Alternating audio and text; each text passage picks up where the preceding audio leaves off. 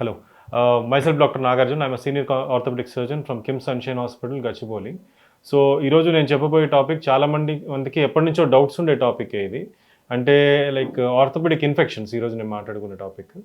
So orthopaedic infections ఏంటి అంటే starting from what are the reasons for orthopaedic infections. So ఎవరికి infection వస్తుంది, ఎవరు ఇన్ఫెక్షన్ గురించి భయపడాలి, అండ్ ఇన్ఫెక్షన్ వస్తే దాన్ని డయాగ్నోస్ చేయడం ఎలా, ట్రీట్ చేయడం ఎలా, ఈ లైన్స్ మీద నా డిస్కషన్ తీసుకెళ్తాను. Stay tune. So orthopaedic infections అవి ఎవరికి వస్తాయి? ఫస్ట్ థింగ్, ఆర్థోపెడిక్స్లో జనరల్గా మనం ట్రీట్ చేసే కేసెస్లో first one is fractures, second one is joint replacements, third one is arthroscopy or keyhole surgeries. So వీటిల్లో కంపారిజన్ తీసుకుంటే highest chance of infection orthopaedic fracture కేసెస్లో ఉంటాయండి. So reason being there are two types of fractures, open fractures and closed fractures. ఈ ఫ్రాక్చర్స్లో కూడా open fractures అంటే ఏంటి అంటే ఫ్రాక్చర్ అయ్యి ఆ బోన్ బయటకు రావడం, ఎక్స్పోజ్ అవ్వడం అన్నమాట అట్మాస్ఫియర్కి. సో బయటకి ఎక్స్పోజ్ అయ్యి ఆ బోన్ కాస్త బ్యాక్టీరియా, గాలిలో ఉండే బ్యాక్టీరియా కానీ పక్కన ఉన్న మట్టిలో ఉండే బ్యాక్టీరియా కానీ ఇది ఆ బోన్ మీద పడడం వల్ల బ్యాక్టీరియల్ ఇన్ఫెక్షన్ బోన్కి స్ప్రెడ్ అయ్యే ఛాన్స్ ఉంటుంది. So that is one thing. And మిగతా వాటిల్లో తీసుకుంటే కీహోల్ సర్జరీస్లో అన్నిటికన్నా లీస్ట్ ఛాన్స్ ఆఫ్ ఇన్ఫెక్షన్స్ ఉంటాయి. సో రీజన్ బీయింగ్ ఆ కోత తక్కువ, కట్ అనేది తక్కువ ఉంటుంది. అండ్ ఆ ఉన్న చిన్న కోతలో కూడా కంటిన్యూస్గా ఫ్లూయిడ్ ఇరిగేట్ అవుతూ ఉంటుంది అనమాట. ఈ నార్మల్ సెలైన్ కానీ ఆర్ ఎనీ ఫ్లూయిడ్స్ లోపలికి వెళ్ళి బయటికి కంటిన్యూస్గా వెళ్తూ వస్తూ ఉండడం వల్ల ఏంటంటే ఏదైనా chance of bacteria entering in to the joint ఏదైనా ఉన్నా కూడా అది ఫ్లష్ అవుట్ అయిపోతుంది అనమాట. సో ఈ ఆర్థ్రోస్కోపీ సర్జరీస్లో లీస్ట్ ఛాన్స్ ఆఫ్ ఇన్ఫెక్షన్స్ ఉంటాయి. సో జాయింట్ రీప్లేస్మెంట్స్ గురించి తీసుకుంటే అవి ఇన్ బిట్వీన్ అనమాట. ఎందుకంటే దీస్ ఆర్ క్లీన్ సర్జరీస్. ఇదివరకు ఎప్పుడు ఇన్ఫెక్షన్ కానీ ఇవన్నీ ఏం లేని పేషెంట్స్కి, జనరల్గా హెల్తీ ఉండే పేషెంట్స్కి చేసే సర్జరీస్ కాబట్టి ఇన్ బిట్వీన్ అనమాట. Again depends on multiple things. Theatre sterility కానీ, ఇన్స్ట్రుమెంట్ స్టెరిలిటీ కానీ, అంటే మనం వాడే ఇంప్లాంట్ని ప్రాపర్గా స్టెరిలైజ్ చేశారా లేదా, ఇంకొకటి ఆపరేషన్ అయిన తర్వాత పేషెంట్ ఎంత జాగ్రత్త తీసుకున్నారు, యాంటీబయాటిక్స్ కరెక్ట్గా వాడారా లేదా, లేదంటే డ్రెస్సింగ్స్ అవన్నీ కరెక్ట్గా చేసుకున్నారు లేవా, ఇవన్నీ general things on which any surgery outcome or any surgery chance of infection will depend upon అనమాట. సో ఇన్ఫెక్షన్ని ఎలా డయాగ్నోస్ చేస్తాం? ఏదైనా సర్జరీ చేసిన తర్వాత పేషెంట్ మనకి రెగ్యులర్గా డ్రెస్సింగ్స్కి ఫాలోఅప్కి వచ్చినప్పుడు వూండ్ని ఎగ్జామిన్ చేస్తాం. వూండ్కి నార్మల్గా 3 days to 4 daysకి హీల్ అయ్యేది ఎంత ఉంటుంది, 1 week ఎంత హీల్ అవుతుంది, ఒక 1 monthకి ఎంత హీల్ అవుతుంది అనేది ఒక టిపికల్ ప్యాటర్న్ ఉంటుందండి. జనరల్గా ఏదైనా మనం డ్రెస్సింగ్ చేసిన తర్వాత, ఆపరేషన్ అయిన తర్వాత డే 1కి డ్రెస్సింగ్ చేసిన తర్వాత వూండ్ బాగుంది అంటేనే పేషెంట్ని డిశ్చార్జ్ చేస్తాం. తర్వాత 1 week డ్రెస్సింగ్లో వూండ్ కొంత హీల్ అవ్వాలి, సెకండ్ వీక్ డ్రెస్సింగ్కి కుట్లు తీసేంత హీల్ అవ్వాలి. సో ఇది అవ్వట్లేదు, ఇన్ బిట్వీన్ ఎక్కడైనా డిలేస్ వస్తున్నాయి, వూండ్ దగ్గర నుంచి ఏదైనా డిశ్చార్జ్ వస్తుంది, వాటర్ లాగా వస్తుంది, పస్ లాగా ఫామ్ అవుతుంది అంటే that itself is a starting point probably or a danger sign, ఒక వార్నింగ్ సిగ్నల్ లాంటిది అనమాట ఇన్ఫెక్షన్ వస్తుంది అని. సో అలా వచ్చినప్పుడు ఏం చేస్తాము అంటే ఆ డిశ్చార్జ్ని కానీ, ఆ వాటర్ని కానీ, పస్ని కానీ తీసుకుని కల్చర్కి పంపిస్తాం అనమాట. కల్చర్కి మనం అమౌంట్ ఆఫ్ ఫ్లూయిడ్ని బట్టి, ఫ్లూయిడ్ ఎక్కువ వస్తుంది అంటే దానికి మొత్తం కంటైనర్లో కలెక్ట్ చేసి ఇస్తాము. చిన్న లైక్ ఒక 10 ml కానీ 5 ml కానీ కంటైనర్ కలెక్ట్ చేసి ఇస్తాము. మరి మరీ తక్కువ ఉందంటే స్వాబ్ అందిస్తాం అనమాట. జస్ట్ మన ఇయర్ క్లీన్ చేసుకునే బడ్ లాంటి ఒక మెటీరియల్తో ఆ స్వాబ్ని కలెక్ట్ చేసుకుని దాన్ని స్టెరైల్ కంటైనర్లో ప్యాక్ చేసి పంపిస్తాం. సో దానిలో మనం ఏ బ్యాక్టీరియా అయితే సస్పెక్ట్ చేస్తున్నామో ఆ బ్యాక్టీరియాకి ఏం యాంటీబయాటిక్ పనిచేస్తుందో ఈ యాంటీబయోగ్రామ్ అనే ఒకటి తీసుకుని దాన్ని బట్టి పేషెంట్కి నెక్స్ట్ యాంటీబయాటిక్స్ ఇస్తాం. So that is how we treat. So కొన్నిసార్లు ఎలా ఉంటాయి అంటే ఇన్ఫెక్షన్స్ మనం ఇచ్చిన యాంటీబయాటిక్స్కి రెస్పాండ్ అవ్వవు అండ్ మల్టీ బ్యాక్టీరియల్ ఇన్ఫెక్షన్స్ ఉంటాయి, ఒకటికి మించి నెంబర్ ఆఫ్ బ్యాక్టీరియా ఉంటాయి అన్నమాట. అప్పుడు పాలిమైక్రోబియల్ రెసిస్టెన్స్ ఉన్న బ్యాక్టీరియా ఒకవేళ వచ్చింది అంటే దాని తగ్గట్టుగా హైయర్ యాంటీబయాటిక్స్కి వెళ్ళాల్సి ఉంటుంది అనమాట.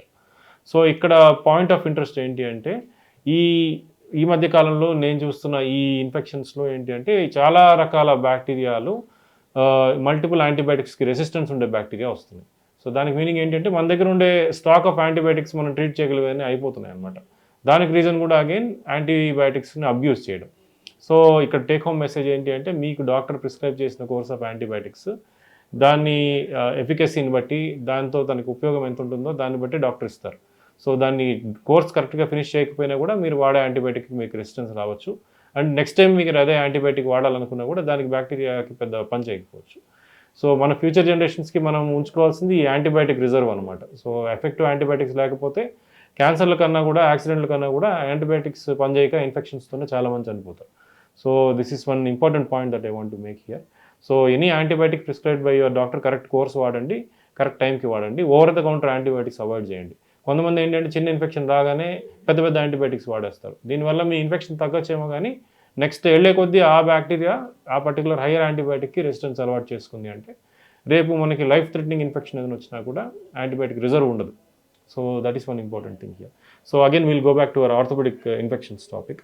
ఇన్ఫెక్షన్ సూపర్ఫిషియల్ అయితే నేను చెప్పినట్టుగా యాంటీబయాటిక్స్కి రెస్పాండ్ అవుతుంది. డీప్ ఇన్ఫెక్షన్స్ అయితే కొన్నిసార్లు ఏం చేస్తాము అంటే మనం వేసిన ఇంప్లాంట్ని తీయకుండా వాష్ చేస్తాం ఇనిషియల్ వెరీ ఫ్యూ డేస్లో వచ్చిన ఇన్ఫెక్షన్స్కి. అంటే 1 వీక్ 2 వీక్స్లో వచ్చిన ఇన్ఫెక్షన్స్కి ఏంటి అంటే లోపల మనం చేసిన రీప్లేస్మెంట్ కానీ రాడ్ ఫిక్స్ చేసింది కానీ తీయకుండా ఓన్లీ ఆ కట్ చేసిన పార్ట్ని మళ్ళీ ఓపెన్ చేసి లోపల నుంచి క్లీన్గా వాష్ ఇచ్చి ఆ ఇన్ఫెక్షన్ని క్లియర్ చేసి యాంటీబయాటిక్ బీట్స్ కానీ యాంటీబయాటిక్ పౌడర్ కానీ వేసి మళ్ళీ క్లోజ్ చేస్తాం. దీన్ని debridement and antibiotic beat placement with implant retention అంటాం, డైర్ అంటాం అనమాట. సో దీనివల్ల ఏంటి అంటే ఆపరేషన్ మొత్తాన్ని మళ్ళీ చేసే పని లేకుండా ఎర్లీగా ఐడెంటిఫై చేసుకున్నప్పుడు క్లీన్ చేసే ప్రాసెస్తోనే మనం బయటపడిపోవచ్చు అనమాట. సో కొన్నిసార్లు పేషెంట్ ఐడెంటిఫై చేయడంలో ప్రాబ్లం కావచ్చు, లేదంటే బ్యాక్టీరియా కొంచెం ఫాస్ట్గా గ్రో అవుతూ ఉండొచ్చు. మనకి ఈ ఇంప్లాంట్ని కీపప్ చేసి ఇన్ఫెక్షన్ని ట్యాకిల్ చేసే సిచ్యువేషన్ అయిపోతుంది అనమాట. సో అలాంటప్పుడు ఖచ్చితంగా ఇంప్లాంట్ తీయాల్సి ఉంటుంది. సో వేసిన రాడ్ని తీసి కంప్లీట్గా బాడీలో ఏ ఆర్టిఫిషియల్ మెటీరియల్ లేకుండా కొద్ది రోజులు ఉంచి దాంతోనే యాంటీబయాటిక్స్ పెట్టి ట్రీట్ చేసుకొని బయటపడిపోవచ్చు అనమాట. సో అది ప్రతి స్టేజ్లోనూ ప్రతిసారి అవుతుందంటే అవ్వదు. కొన్నిసార్లు ఎముక అతకపోయి ఉండొచ్చు. ఎముక అతకకుండా మనం రాడ్ తీసినా కూడా మళ్ళీ దానివల్ల ప్రాబ్లమే ఉండొచ్చు. సో అలాంటప్పుడు ఏం చేస్తామంటే ఎక్స్టర్నల్ ఫిక్సేటర్స్ అనే వాటిని వాడతాం. బయటనే మీకు కొంతమంది పేషెంట్స్ చూస్తుంటారు, కాళ్ళకి రౌండ్గా రింగులు ఉంటాయి, రాడ్స్ ఉంటాయి, వాటిని ఎక్స్టర్నల్ ఫిక్సేటర్ డివైజెస్ అంటారు. సో ఈ ఎక్స్టర్నల్ ఫిక్సేటర్ డివైస్ని పెట్టి బోన్ లోపల ఏ యాంటీబయాటిక్ కావాలో దాన్ని పెట్టి లోపల ఆర్టిఫిషియల్ మెటీరియల్ ఏమీ లేకుండా చూసి దాన్ని బయట నుంచి హీల్ చేయడానికి ట్రై చేస్తాం అనమాట. సో అలా మనకి లోపల మెటల్ లేకుండా కూడా హీల్ చేయొచ్చు, ప్లస్ ఇన్ఫెక్షన్ నుంచి కూడా మనము less chance of risk of ఇన్ఫెక్షన్తో బయటపడిపోవచ్చు అనమాట. కొంతమందికి ఇంత జాగ్రత్త తీసుకున్నా మళ్ళీ ఇన్ఫెక్షన్స్ వస్తాయి. సో దీనికి రీజన్ ఏంటంటే రెమినెంట్ బయోఫిలిమ్స్ అంటారు. కొన్నిసార్లు ఏంటంటే మనం ఎంత ఎక్స్టెన్సివ్గా ఇన్ఫెక్షన్ క్లియర్ చేయడానికి ట్రై చేసినా కొంత ఏదో ఒక మూల మిగిలిపోవచ్చు. That is one reason. Second thing ఏంటంటే బ్యాక్టీరియా చాలా విరులెంట్గా ఉండొచ్చు. అంటే ఇప్పుడు ఒక బ్యాక్టీరియా మనకి ఒక చిన్న ముక్క ఇంత ముక్క ఉంటే ఎఫెక్టివ్ ఉంటే, ఒక బ్యాక్టీరియా మనకి కంటికి కనపడినంత నూలు పోగున్నంత బ్యాక్టీరియా ఉన్నా కూడా అది స్ట్రాంగ్గా ఉండొచ్చు. సో ఆ బ్యాక్టీరియా ఇన్ఫెక్షన్ మళ్ళీ రికరెన్స్ తీసుకొని వచ్చే ఛాన్స్ ఉంటుంది. ఇంకొకటి పేషెంట్ ఫ్యాక్టర్స్ అనమాట. కొంతమంది పేషెంట్ స్మోకర్స్ ఉంటారు, డయాబెటిక్స్ ఉంటారు, అన్కంట్రోల్ డయాబెటిక్స్ ఉంటారు, ఇమ్యూనో కాంప్రమైజ్ హెచ్ఐవి ఇలాంటి ఇమ్యూనో కాంప్రమైజ్ స్టేటస్ ఉండే వాళ్ళు ఉంటారు. సో వాళ్ళకి ఇన్ఫెక్షన్ని ఫైట్ చేసే మెకానిజమ్స్ చాలా తక్కువ ఉంటాయి. సో వాళ్ళలో కూడా ఈ ఇన్ఫెక్షన్స్ మళ్ళీ వచ్చే ఛాన్స్ ఉంటుంది. సో ప్రతిసారి మీకు ఇన్ఫెక్షన్ రావడానికి తప్పు డాక్టర్దేనా అంటే నో అనే చెప్తాను. ఎందుకంటే there are multiple factors here. As I told you, ప్రీ ఆపరేటివ్గా మీకున్న మెడికల్ కండిషన్ని బట్టి ఇన్ఫెక్షన్ రిస్క్ ఎక్కువ ఉంటుంది.